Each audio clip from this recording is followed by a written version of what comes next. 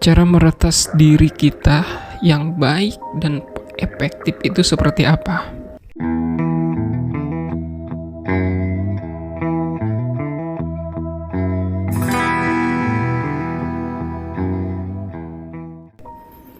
Yaitu kalau saya ketika menemukan masalah atau musibah atau segala sesuatu yang terjadi yang tidak mengenakan kepada hidup saya, itu saya langsung asosiasikan kepada hal-hal yang lebih memberdayakan, kepada hal-hal yang lebih membuat saya mengoreksi di mana kelemahan saya atau kekurangan saya.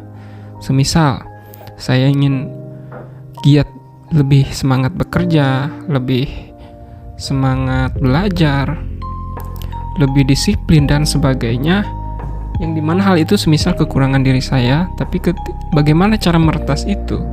Yaitu dengan cara ketika kita menemukan problem, masukkanlah sugesti itu pada momen itu. Contohnya, ketika saya jedot misalkan diri saya kejedot pintu, kan sakit tuh. Daripada saya fokus kepada rasa sakit itu, saya ubah fokus saya dengan menyalahkan diri saya dengan memasukkan sugesti pada saat momen seperti itu. Semisal, wah ini pasti gara-gara gue nih, belajarnya kurang nih, karena kebetulan gue pada momen itu sedang mengalami penurunan peningkatan belajar misalkan. Nah, hal ini sebenarnya sangat baik untuk mengasosiasikan segala kesalahan yang kita buat. Alih-alih kita menyalahkan pintu, yaudah kita salahkan diri sendiri. Alih-alih kita menyalahkan diri sendiri, maka buatlah momen itu menjadi lebih produktif, itu menjadi lebih bagus.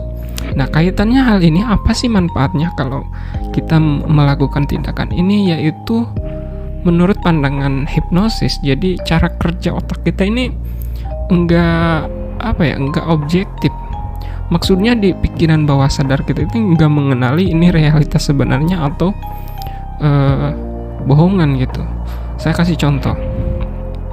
Coba dengarkan baik-baik soal ini. Yaitu saya ambil pisau dan satu buah jeruk nipis, lalu kemudian saya potong-potong jeruk nipis itu dan saya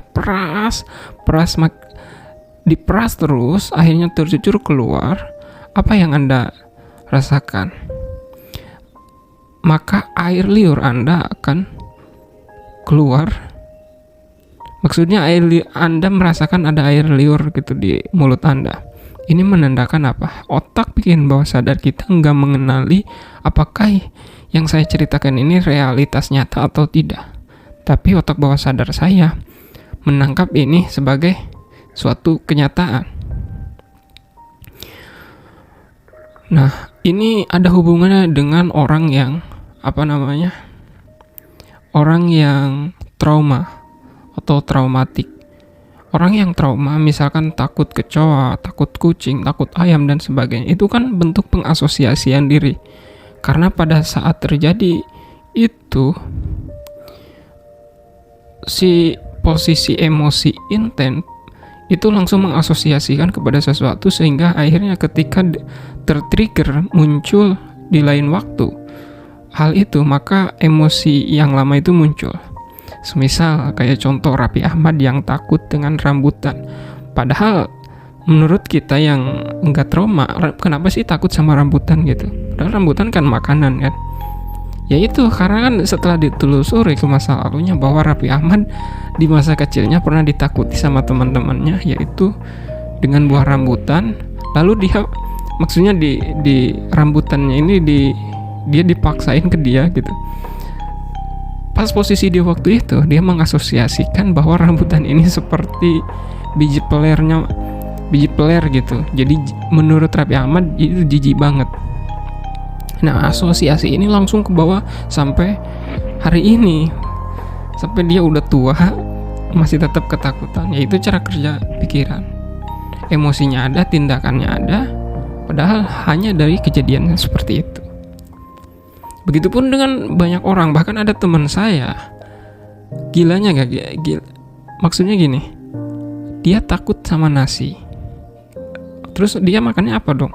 Dia makannya itu mie atau lauk pauk biasa, tapi sama nasi dia takut banget. Hanya karena dari kejadian di masa kecilnya, yaitu dia mimpi dikejar-kejar nasi. Ini kan unik. Hanya dari mimpi, kejadian dari mimpi, lalu mengasosiasikan itu sebagai sesuatu yang menakutkan. Akhirnya pada kenyataannya dia gak berani makan nasi. Bahkan bukan gak berani lagi, dideketin nasi dia langsung takut-takutan gitu. Jadi inilah cara kerja otak. Maka ketika dalam kejadian-kejadian yang saya alami, alih-alih saya memasukkan sugesti semisal diulang-ulang di afirmasi, oh misalkan saya harus komitmen, saya harus disiplin, maka saya akan cari momentum-momentum tertentu saat saya posisi sakit, posisi misalkan kayak kejedot pintu, kayak tiba-tiba jatuh, kayak misalkan apapun yang tidak mengenakan bentuknya, daripada saya fokus ke apa yang saya alami dan saya alihkan kepada hal lain yang lebih memberdayakan tentunya, lalu masukkan sugesti itu untuk mengasosiasikan diri. Dan itu cukup terbukti. Misalkan saya kejedot pintu sampai benjol nih. Ketika saya kejedot pintu sampai benjol, awal saya jengkel banget, pusing banget. Maksudnya ya yang namanya kejedot pintu apalagi sampai benjol kan pasti fokus kita langsung ngarah ke rasa sakitnya. Tapi ketika saya alihkan, karena pas posisi itu saya lagi malas-malasnya belajar, wah ini pasti gara-gara gue nih malas belajar, jadi wajar lah gue kejedot pintu misalnya, dalam hati saya ya punya keyakinan yang seperti itu. Akhirnya fokus saya langsung teralih, yang tadinya sakit tiba-tiba si sakitnya itu jadi hilang dengan ajaibnya. Nah ini kan hebatnya, ketika kita fokus ke rasa sakit, maka si sakit itu akan terus ada. Tapi ketika kita fokus ke hal lainnya, kita seolah kayak ajaib gitu, kayak ada morfin di dalam diri kita yang langsung mengalihkan rasa sakit itu. Dan tentunya secara efeknya ini mengubah paradigma kita, bahwa merubah paradigma saya tentunya, bahwa saya harus lebih giat lagi belajarnya gitu. Karena akhir-akhir ini saya posisinya sedang sedang mengalami penurunan dalam hal belajar saya. Ini cukup terbukti ampuh. Jika Anda mau mencobanya, silahkan dicoba. Dan ini podcast yang saya arahkan untuk Anda, bukan hanya Anda, tapi ini saya dedikasikan untuk diri saya, yaitu untuk mengarahkan kepada produktivitas, pemberdayaan diri yang lebih baik. Jadi apa yang saya sampaikan bukan hanya omong kosong belaka, tapi ada sisi saintifiknya, ada sisi disiplin ilmunya, dan juga tentunya apa yang saya sampaikan juga bermanfaat. Tinggal bagaimana Anda meresponnya dan juga mempraktekkannya di kehidupan Anda masing-masing. Terima kasih, sampai jumpa di video podcast selanjutnya.